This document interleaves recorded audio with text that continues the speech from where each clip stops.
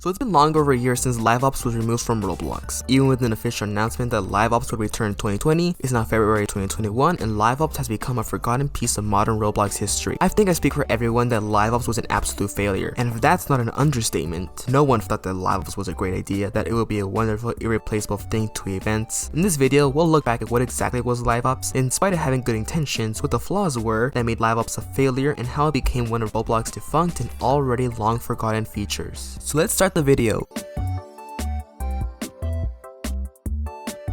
LiveOps was announced on April 19 of 2019. Roblox used it as a way to promote community-driven content. Basically, LiveOps was a way for developers to highlight their game's events and showcase them to all of Roblox. It was a way to drive new, active users to a developer's game and potentially increase their monetization. Games were usually featured once a week, but something caught everyone's attention, and that was that LiveOps would replace events. So Roblox thought that LiveOps would be a much more successful way of attracting people towards smaller known games than regular events. But here's the thing, events have always been a big thing on Roblox. They are once a month, showcase a few games, always have a theme, and the biggest thing, award items for your avatar. LiveOps, however, did not offer virtual items for your avatar. Instead, Roblox recommended developers to add in-game prizes as part of their event. That right there was the first flaw that did not make LiveOps successful. Events have always been for the items. Every event had games that each offered virtual items, with sometimes a major item after collecting all of them. For example, when the pizza party event happened in 2019, I did all I could to play the games and win the watermelon wings. The only thing LiveOps had was games offering InGame Awards, not virtual accessories, and this wasn't mandatory. A few games offered no in-game items at all. But why was this bad? Let's say Roblox created the egg hunt, except this time without eggs to wear as accessories. Instead, it's just some empty open world game with some side quests you could do, but if you get nothing as a result, or get some useless badge, then what's the point of playing it? That's why the old egg hunt games don't have a lot of players since the eggs are gone. If you came across a list of current LiveOps games that are very small and you never heard of, I know for sure that offering a virtual item for playing it, especially if it's limited time, would get you to play the game. But if the prize was an item for the game that Roblox wants you to try, then why would you bother playing a game that you never played before for an item in the same game you never played for? No one would care. Games and events that hosted virtual items had a massive increase in their player count. Crusher, a game that usually has a few hundred concurrent players, reached tens of thousands of concurrent players after it was updated for RBB Season 2. LiveOps did not see the same thing happen. Featured games saw little to absolutely no increase in their player count. TLDR, replacing virtual items with in-game items, completely ended the possibility of LiveOps becoming what Roblox dreamt it would be. The second flaw was the quality of the LiveOps games events. The events that the games offered in LiveOps were different from those in regular events. In regular events, games would have special tasks related to the event's theme. For example, Bad Business in the Ready Player 2 event had you trying to find 8 hidden pieces throughout a map, decode them, and then fight hordes of zombies with some glitch effects that relate to the virtual world theme. The activities were also fun and challenging, which made it worthwhile to try to get the item. Events in LiveOps were independent. So-called developer events, the developers chose what they consider an event. Some developers just called a regular update with a new map or a new weapon as an event, even though some weren't in limited time and were new permanent features to a game. A few were events to the game, such as Agents Gold Week and Tower Defense Simulator's Area 51 event. And some had nothing at all, like Sorrel's Restaurant, and were just plain advertisements. These events, and for some regular updates, would only be considered special for those who already play those games. Outsiders wouldn't want to play an event that's just an update or an advertisement to a random game they never heard of. It doesn't bring the same feeling as regular massive Roblox events. And with some featured games that offer no in-game items for their events, it should be apparent for Roblox staff that LiveOps just wouldn't bring the same attraction as regular events. With some events being basically advertisements, LiveOps turned into a place for people to just throw in their game. And this is where LiveOps' third flaw comes in, and that's basically being a showcase. It was so reminiscent of a web page where Roblox would just say, "Hey guys, today we are featuring these games, go try them out, okay bye." While showcasing itself would be a good idea, it needs more than just updating the This Week on Roblox page to get people to actually check the game out, especially for the selected games that had no events. LiveOps' only form of advertising the chosen game was on a small tab on the bottom of your left screen. Nobody checked that section once events were removed. Big Roblox events had more than that. They had blog posts, tweets, trailers, and a little logo on the game icon saying that they were part of an event. LiveOps LiveOps did not have those, and they just left the new change of selected games there without advertising. In summary, LiveOps had the same effect as Roblox advertising some star creators video on their Twitter. Since LiveOps was basically a weekly showcase, Roblox could have just kept the This Week on Roblox, but as a separate section on top of the game page. Everyone would see it and would get some people to try out the games as a form of game discovery. Probably that simple thing could have made LiveOps successful and they wouldn't need to replace events. So that was a look back on LiveOps and why it became the atrocity we remember today. It was so unpopular that everyone completely forgot about it once its removal was announced. It also had some incidents, such as a time where they showcased a stolen game that had scammed game passes and naked body morphs. This maybe could have been caused by failure in moderation or nobody wanting their games to be on LiveOps that Roblox chooses whatever games that apply without looking at them. So yeah, half the hatred came from it implemented badly and the other half by having it be a replacement to events. Thankfully and surprisingly, Roblox came into their senses and removed LiveOps on November 19, 2019. They said it will return in a big way in 2020, but we still have no news on that subject. We can assume that it might never come back. Events are also back after the end of LiveOps' totalitarian reign, although they are less frequent and no longer monthly. What was your opinion of LiveOps when it was first announced and after they announced its removal? Do you think there were other flaws that caused it to be a disaster? Share them in the comments below. I'm Daniel Brosum. I make discussion videos on Roblox, even though I only have one, so please like and subscribe if you enjoyed this video. And with that, I'm out and I'll see you guys next time.